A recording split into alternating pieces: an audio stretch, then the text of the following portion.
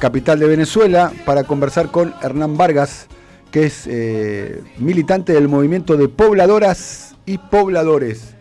Hernán, muy buenos días. Daniel Tonietti y el resto del equipo te saludamos. ¿Cómo estás?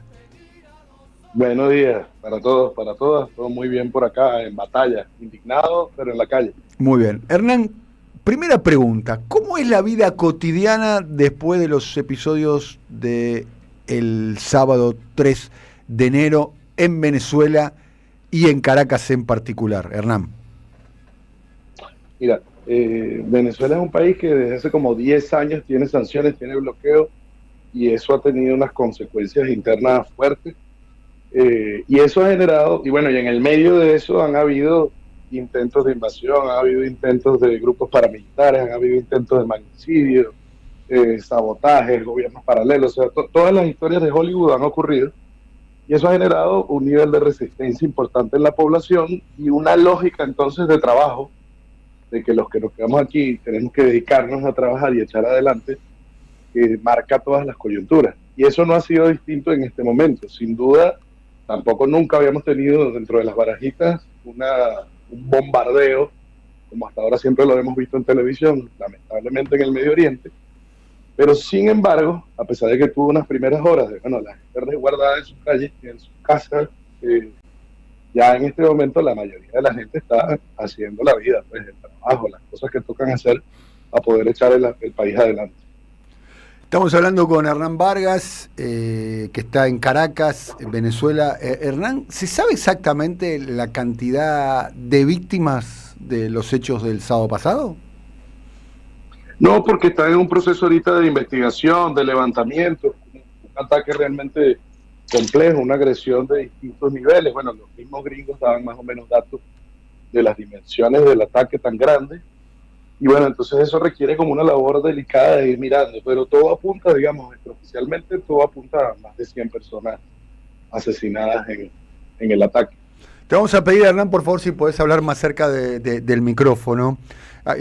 Impactante la información que compartís con nosotros, ¿no? Porque el primer número fue 40, después se supo que hubo 32 cubanos que fallecieron, después el número de 80, y vos decís que finalmente, cuando se termine de hacer las investigaciones necesarias, el número de víctimas va a llegar a 100. Te planteo una pregunta más desde el punto de vista político, ¿no? A la distancia, Venezuela se veía como una alianza de sectores de las Fuerzas Armadas con sectores políticos. Eso estaba expresado de alguna manera en la propia figura de Chávez, luego con Maduro. Recuerdo yo aquella discusión que se dio, ¿no? ¿Quién podía ser el candidato del chavismo en las elecciones que tuvo que enfrentar a Capriles, las que termina enfrentando en aquel momento Nicolás Maduro? El debate es Diosdado Cabello o Maduro. Chávez termina eligiendo en vida como su sucesor, mejor dicho, como su candidato del espacio a Nicolás Maduro. Luego están ahí Delcy Rodríguez, Jorge Rodríguez, ¿no? En un puesto importante, el titular del Estado Mayor Conjunto, del Ejército, Vladimir Padrino López, ¿no? Son como los factores de poder al interior del chavismo. Por lo que cuentan algunos, pareciera ser que Nicolás Maduro era como un vértice, ¿no? Alguien que sintetizaba todos esas corrientes. ¿Cómo está la situación hoy interna del chavismo después de los hechos ocurridos el sábado? Bueno, mira, hoy día hay una cohesión, una unificación fuerte a lo interno a darle respuesta a tu pregunta, tengo que mencionar al menos un par de elementos que han sido característicos del chavismo, que ha sido un movimiento político que se ha venido construyendo durante años, incluso previo al 98, donde Chávez ha venido construyendo alianzas, como tú planteabas, entre sectores civiles, militares, en un país que por un lado tiene una particularidad, que es que la instancia militar nunca ha sido completamente controlada por élites, ¿no? Tiene como los sistemas de castas que puede haber en otros lugares, y Chávez es una expresión de eso, pero además trabajó a partir de ahí en estos 20 tantos años en poder fortalecer una base y una conciencia popular y además ir construyendo entre política y legalmente una nueva concepción, una nueva doctrina militar que implica una concepción política, social distinta, ¿no? Y eso tiene unas expresiones concretas en el momento.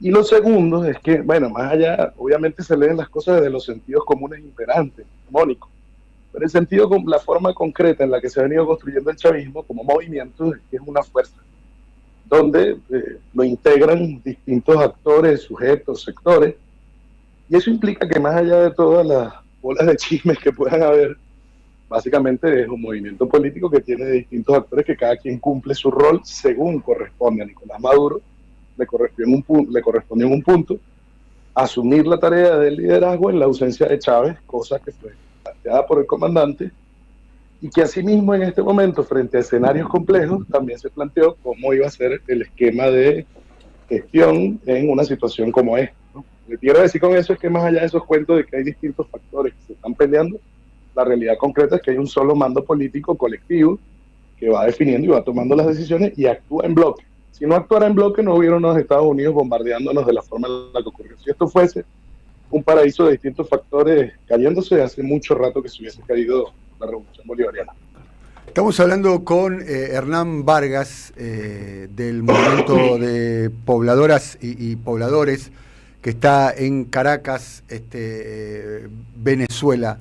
¿Cuáles son las últimas novedades del gobierno de Delcy Rodríguez? ¿Qué movimientos políticos, qué movilizaciones va a hacer?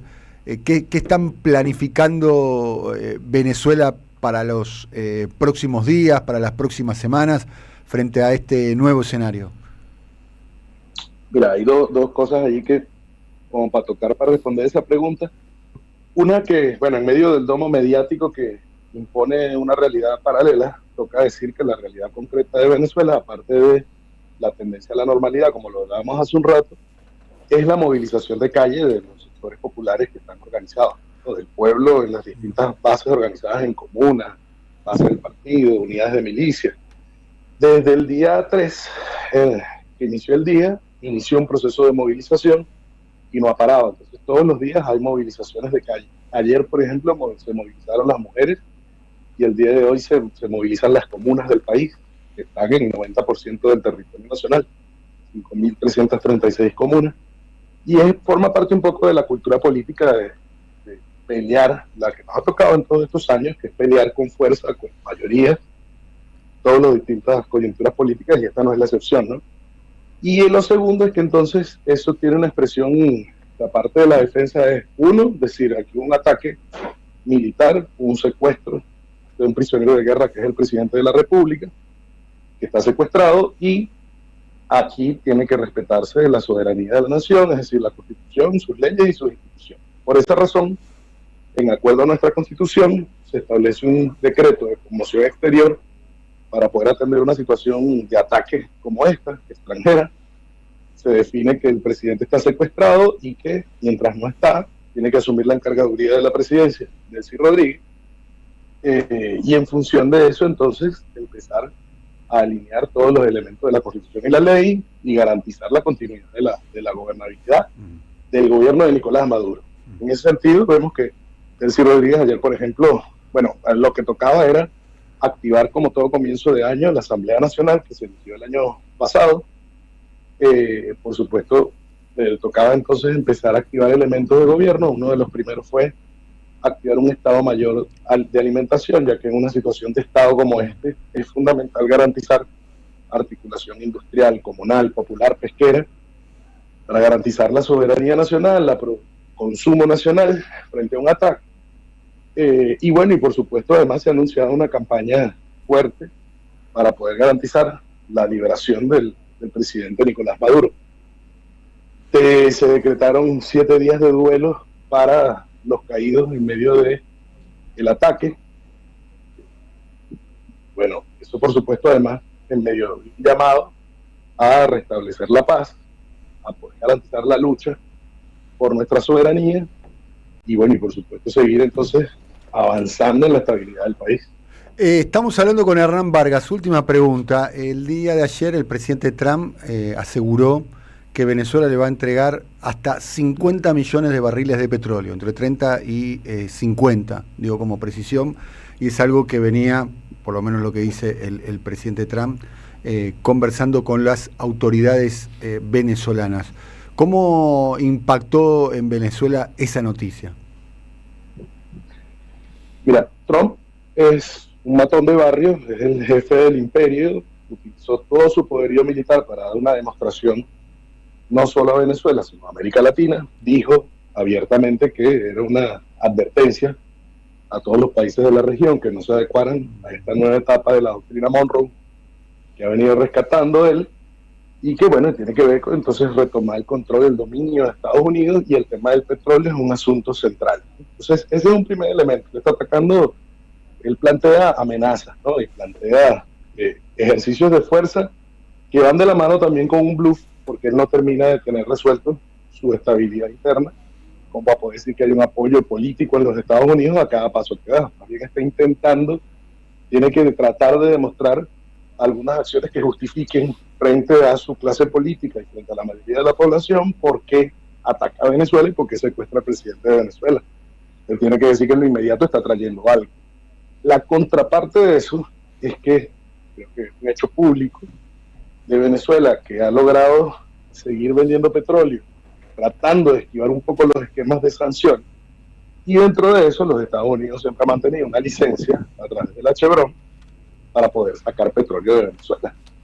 Entonces la realidad concreta es que está desde hace rato, porque él mismo inició un embargo, están amontonados un conjunto de barriles de petróleo, que son los que él ahora está diciendo que él le exigió a Venezuela que se lo dé y tal, cuando realmente es un petróleo que está allí aprisionado en función de las medidas que él ha puesto en el último tiempo. Es decir, no habían podido salir por todo el quilombo que él armó. Y ahorita lo que se va a hacer es que se va a entregar finalmente lo que ya la Chevron. O sea, el petróleo que está reclamando Trump en realidad es petróleo que los venezolanos no tienen ningún tipo de problema en venderle a Estados Unidos. Que ya está vendido. Que ya está vendido. No se había podido entregar. Okay. Ahora, Trump, insisto, Trump necesita decir algo interno. Aquí estoy trayendo algo. Esta es la justificación de haber bombardeado Venezuela y secuestrado a su presidente. Bien. Hernán, te agradecemos el contacto con nosotros. Gracias. Un abrazo muy grande. Hernán Vargas, conversando con nosotros, es militante, vive en Caracas, Venezuela. Un detalle a tener en cuenta: la vida cotidiana en Caracas, en Venezuela, sigue el mismo ritmo que